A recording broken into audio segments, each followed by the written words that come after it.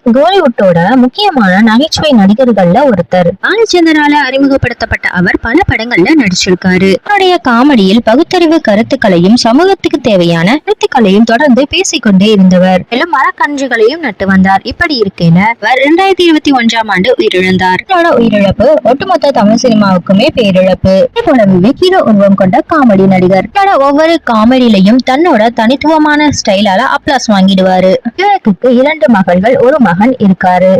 மகன் சில வருடங்களுக்கு முன்னாடி உயிரிழந்திருந்தார். சூழல்ல விவேக்கோட மூத்த மகள் தேஜஸ்வினியின் திருமணம் சிம்பிளாக நடந்து முடிஞ்சிருக்கு.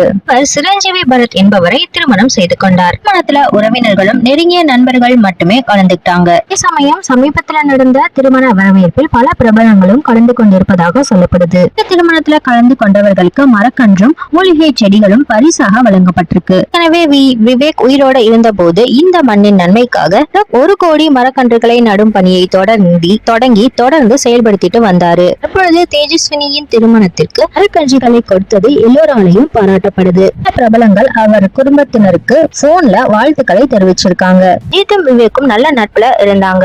இத்துடன் கடைசியாக விஸ்வாசம் படத்துல நடிச்சிருந்தாரு விவேக்.